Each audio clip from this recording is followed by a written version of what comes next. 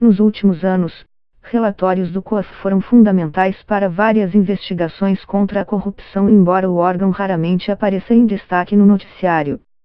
Uma exceção se deu no começo de 2019, quando veio a público um relatório de inteligência financeira, RIF, do COAF sobre a gestão do gabinete do então deputado estadual Flávio Bolsonaro, PSL. O documento mostrou que um ex-assessor de Flávio, Fabrício Queiroz, fez 48 depósitos de R$ 2.000 para o político, hoje senador pelo PSL do Rio. Estabelecimentos que movimentam valores altos como bancos, corretoras, joalherias, concessionárias de automóveis e até empresas que agenciam atletas são obrigadas por lei a enviar informações ao COAF sempre que detectarem transações altas em dinheiro vivo ou com indícios de irregularidades. O repasse de informações deve ser automático em alguns casos, como operações em dinheiro acima de R$ 50.000, ou quando houver movimentação atípica, um valor que fuja do padrão de transações do cliente ou seja é incompatível com seus rendimentos. E são muitos os casos assim, hoje, passam de 14.000 por dia, segundo Leonel. É no meio deste mar de notificações que os técnicos buscam os dados que farão a diferença para as investigações criminais.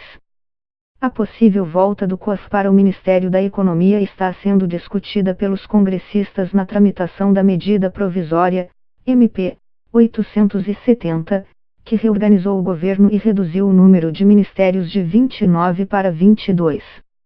Até agora, a MP já recebeu 541 sugestões de mudanças dos congressistas. A volta do COAF para o Ministério da Economia seria uma demonstração de força do Congresso e um recado para Moro. A MP precisa ser aprovada até o começo de junho, ou perderá a validade. Auditor fiscal da Receita há mais de 30 anos, Roberto Leonel já trabalhou com Moro antes, chefiava a área de investigação da Receita em Curitiba, PR, quando Moro comandava a Lava Jato na capital paranaense. No Paraná, era o responsável pelos levantamentos contábeis necessários à investigação. Desde que chegou a Brasília, Roberto Leonel trabalhou para aumentar a estrutura do COAF que, segundo ele, funcionou com um número insuficiente de servidores nos últimos anos. No início de 2019, eram apenas 37 pessoas trabalhando no órgão. Hoje são 45, e o plano é chegar a 70 no meio do ano, diz Leonel. Segundo ele, a vinda dos novos servidores só ocorreu porque o COAF foi um dos poucos órgãos no MJ a aumentar o número de gratificações disponíveis para trazer servidores de outras partes da esplanada chamada função gratificada. Além disso, a medida provisória de Bolsonaro estendeu ao COAF uma prerrogativa que antes era apenas da Presidência da República: as requisições de servidores não podem ser recusadas pelos seus órgãos de origem. São irrecusáveis. A ampliação do COAF corre risco se ele for parar sob as asas de Paulo Guedes no Ministério da Economia. Sim, diz Leonel. Aliás, mantendo a estrutura e o poder de requisição, em tese, o nosso trabalho continuaria sendo o mesmo. O COAF sempre atuou de maneira técnica, e vai continuar atuando. Dentro de qualquer ministério que esteja, pondera ele. Das 541 sugestões dos congressistas, uma ataca diretamente o plano de Leonel, a de número 21, do deputado Hildo Rocha, MDB-MA, acaba com as requisições irrecusáveis do COAF. É compreensível que as requisições para a presidência da República sejam irrecusáveis. Trata-se, contudo, de regra excepcional, que não deve ser estendida indiscriminadamente, escreve Rocha ao justificar a emenda. O que mudou, com a ida para o Ministério da Justiça, foi o apoio enorme que tivemos. Desenvolvemos relacionamentos estratégicos com outras áreas do Ministério e tivemos a integração das bases de dados de vários outros órgãos, que nos deu um acesso às informações muito mais rápido e seguro, diz Leonel.